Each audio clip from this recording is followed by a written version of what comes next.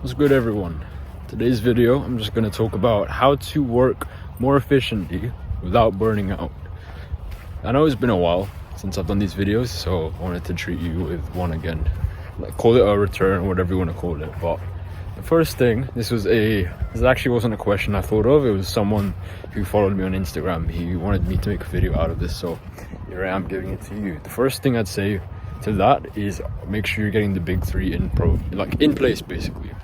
What's the big three? Diet, exercise, and recovery. And I hate to turn into a health and fitness coach, but it's so important, man. You gotta take care of your health. The big three: make sure you're eating well. So diet, make sure you're eating well.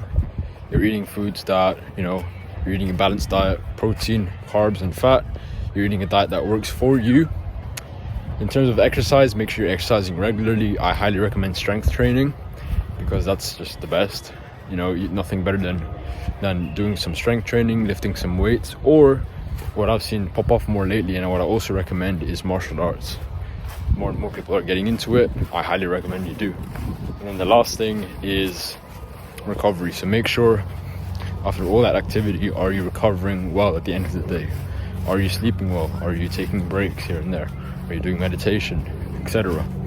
Once you have all those three big things in check, the reason why I bring those up is because it just sets a really good foundation for you to be able to do good work, and also do it productively, do it efficiently in a way that ensures you do not burn out. Because what you find is a lot of people burn out because they lack energy. They lack the energy capacity to be able to do the work for long periods of time in the first place. So if you can make sure that doesn't happen, then you're good. The second thing is I want you to keep in mind something called the 80-20 rule. Now, I've brought it up a couple of times, but if you don't know, the 80-20 rule states that 80% of your outcomes come from only 20% of your inputs or thoughts or actions. In context, so that could be in a test. When you're studying for a test, I know when I was in uni, or when I was doing A-levels in college, there'd be a test I'd have these like business tests, or if it was economics, because that was one of the courses I took. You have an economics test coming up, and 90% of the time, or almost, you see this every time, there are those few key subjects that you have to learn, that because it's going to pop up in the paper more than likely, and it's going to pop up multiple times. And then there's just those like other fringes, those outside fringes of subjects that maybe you'd get away with not learning. Let me know if you can relate. So that's the 80-20 rule at play there. There's only 20% of stuff that you actually really need to invest your time and focus on, because if you spread yourself thin trying to do 100%, then you'll probably fail. So in English, in terms of trying to do the work efficiently, you have to know what the 20% of inputs are for your business. So for example, in terms of coaching, consulting, service-based business, there are only really three key things that you need to focus on. And if your actions aren't leading towards these three things, then it's a waste of time. So the first thing is, again, you'll find a lot of the trends here are rule of three.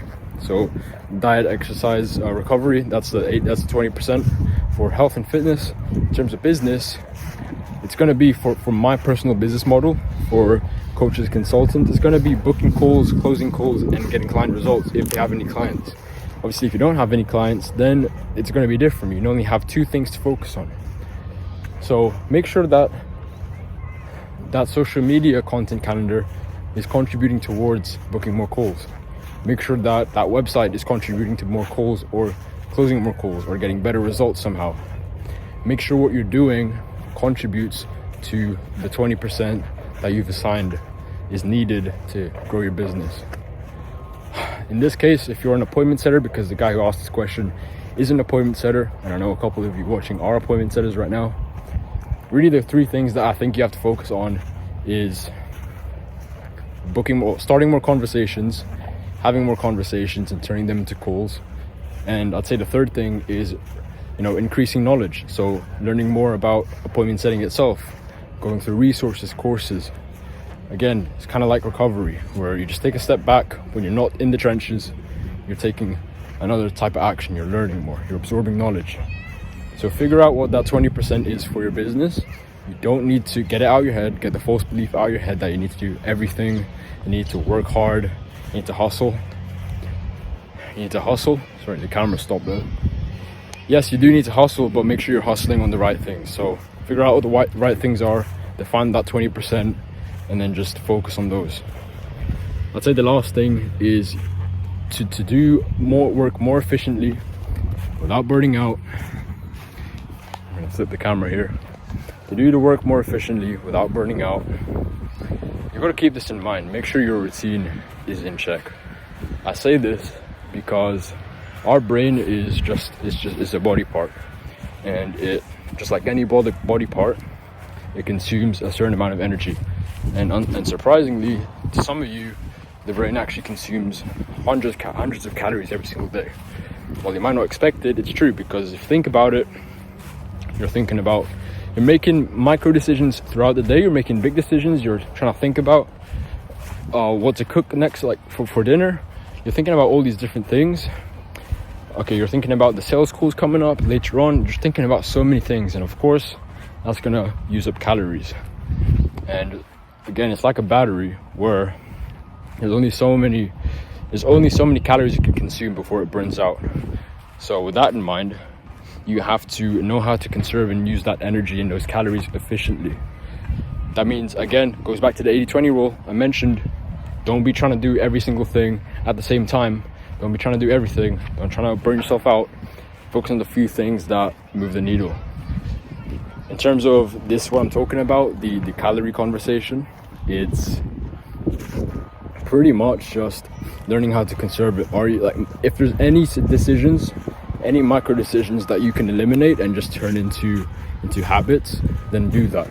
So for example, what are you going to wear the following day? What are you going to have for breakfast, lunch, and dinner? Little habits that can be eliminated, little decisions that can easily just be turned into habits and require little to no thought, or can be set up as a system. Do that, because that's going to save you precious amounts of, even just like 1 to 2 calories, or we'll just say calories, 1 to 2 units of energy could have been saved and expended for something that matters more. So for an example, in my life, I pretty much eat the same thing every single day for breakfast, lunch, and dinner. Like for breakfast, I will do like a bagel with butter or honey on it, and then for lunch I will do like minced beef. I used to be more serious with this carnivore diet thing, or this meat and sweets diet, but not so much now because I'm living at home with parents. But I'll still do like minced beef and eggs. If I have like liver, then throw in some liver as well with some cheese on top, and then that's good to go. And then for dinner, I'll just have whatever the parents are cooking. So that, in contrast to someone who's who's looking for variety, who's looking for different things to eat every single day, just for the sake of variety. Oh, it tastes good, it's not boring. Then that's unsustainable. It's not going to work. You're making too many micro decisions. That's going to eat away at your brain capacity. So make sure you're trying to find ways to turn little micro decisions into systems or habits where you don't really need to think about it anymore. So I want to keep this nice and short. Keep those things in mind. Make sure your health is on point, your foundations are there. Make sure you keep the 80-20 rule in mind, and see if you can turn any little micro decisions into systems or habits. So that's how I'd answer how to do the work more efficiently, how to do more efficient work without burning yourself out. Maybe a bonus one as well. I would maybe take a break. If it's gotten really bad, take a break. Take a break, go on holiday with your family, do whatever it takes, so that when you're ready, you recharge and you're ready to go attack business head on again. Like last month or 2 months ago, went to Wales with the fam, and we had a great time. I just did some hiking, spent some time with them, and that really helps too. That really helps you recharge, so that when you're going back in the trenches again, you're all ready and you're good to go. So take a break if you need to. Your body will tell you, and it will let you know if you actually need a break, or if it's just a matter of you being a bitch and not doing the work. You know that best. No one else will tell you. If you need a break, take a break, do it how you need to, and then come back when you're ready. So that's the little bonus tip I'll throw in. It's getting really windy out here, so I will end the video here. If you like this video, like, comment, share with your friends. If you're new to the channel, subscribe. I will try and be more consistent with the videos, and yeah, drop some golden nuggets. Follow me on Instagram at the Matt Jacob. It's going to be in the description, and yeah, that's how you do the work. So see you in the next one.